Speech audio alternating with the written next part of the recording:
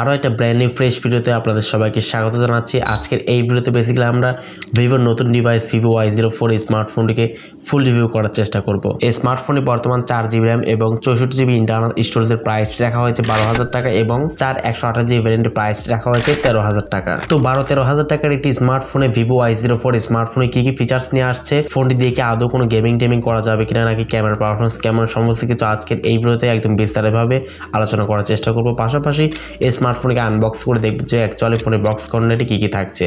So ভিডিওটি শুরু করার আগে আপনি যদি এখনো পর্যন্ত আমাদের পরিবারের সদস্য না হয়ে থাকেন তো সাবস্ক্রাইব করে বেল আইকনটি অল সেট করবেন পরবর্তী প্রত্যেকটা ভিডিওর আপডেট সবার আগে পাওয়ার জন্য।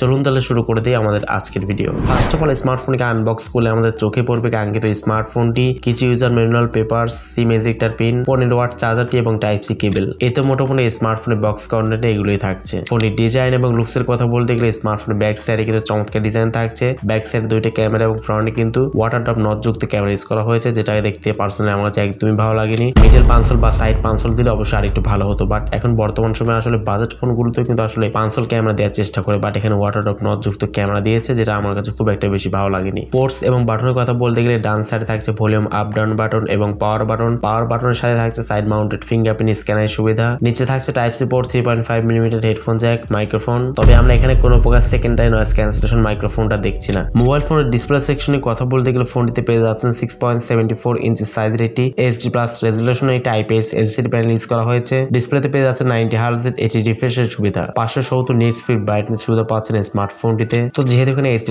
থাকছে, কোনো প্রকার ফুল HD+ থাকছে না, তো সেক্ষেত্রে অবশ্যই আউটডোর ডিরেক্ট সানলাইটে ফোনকে ইউজ করার সময় প্রচুর পরিমাণে কিন্তু শার্পনেস এবং ব্রাইটনেস জন্য কিন্তু সমস্যা হবে। ফুল HD+ দিলে অবশ্যই আর একটু ভালো হতো, বাট এখানে 90 Hz রিফ্রেশে থাকছে, যেটা না দিয়ে ফুল HD+ দেওয়া উচিত ছিল। যাই হোক, 90 Hz রিফ্রেশটা দিয়ে মোটামুটি স্মুথলি ফোনটিকে আপনারা চালাতে পারবেন। ফোনটি পারফরমেন্স এখানে ইউজ করা হচ্ছে Android 14 এর সুবিধা, ফান টাচ 14 ইউজ করা হয়েছে। চিপসেট হিসেবে থাকছে ইউনিসক টাইগার T7225 এর এটি 12nm ফেব্রিকেশন মিলি করা একটি মোটামুটি মানে চিপসেট ইউজ করা হয়েছে। এবং আমরা অ্যান্ড্রয়েড স্কোর চেক করে দেখেছি, সিঙ্গেল করে স্কোর করেছে 350 থেকে 400 পয়েন্ট এবং মাল্টি করে স্কোর করেছে 1300 থেকে 1500 পয়েন্ট। এবং এটাকে যদি আমরা মিডিয়াটেকের কোনো প্রসেসরের সাথে কম্পেয়ার করি তাহলে মিডিয়াটেক খেলেও G70 মতো সেম পারফরমেন্স করতে পারবে। মানে যারা মোটামুটি মানে ফ্রি ফায়ার খেলতে চান লো গ্রাফিক্সে তারা কিন্তু ভালোই খেলতে পারবেন, তবে হাই গ্রাফিক্সে প্রচুর পরিমাণে কিন্তু ফ্রেম ড্রপ বা হ্যাং ল্যাগের শিকার কিন্তু আপনাকে হতে হবে। ফোনটি পেয়ে যাবেন দুইটি র্যাম ভ্যারিয়েন্টে, আর সেটি হচ্ছে 4GB RAM 64GB internal storage এবং 4GB RAM 128GB internal storage এবং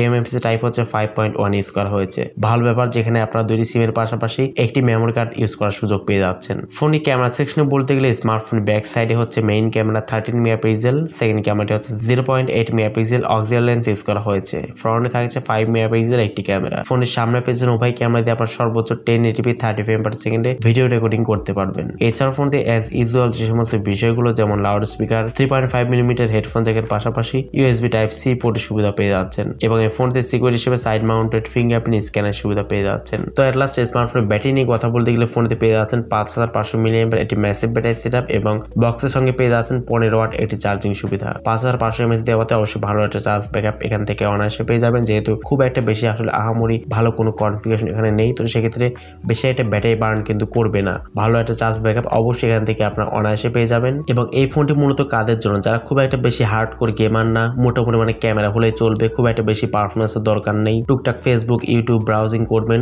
এবং অনলাইন ক্লাস করার জন্য স্মার্টফোনটি ঠিক আছে। বাট যারা হার্ডকোর গেমার রয়েছেন, খুব বেশি ভালো ক্যামেরা দরকার, বেশি মাল্টিটাস্কিং করবেন, তার জন্য কিন্তু স্মার্টফোনটি মোটেও না। আপনারা বাজেটটি বাড়িয়ে অন্য কোনো স্মার্টফোনে সুইচ করতে পারেন, বাট আসলে যারা একটি ভালো ফোনের পাশাপাশি সেকেন্ডারি আরো একটি স্মার্টফোন কিনতে চান তারাও কিন্তু এই স্মার্টফোনটি দেখতে পারেন। আশা করছি আপনারা বুঝতে পেরেছেন যে এই স্মার্টফোন আসলে কাদের জন্য কেনা অ্যাপ্রোপ্রিয়েট হবে। সো ভিডিওটি ভালো লাগলে অবশ্যই লাইক দিবেন, কমেন্টস করবেন, আর চ্যানেলটিতে নতুন দর্শক হয়ে থাকলে সাবস্ক্রাইব করতে একদমই ভুলবেন না।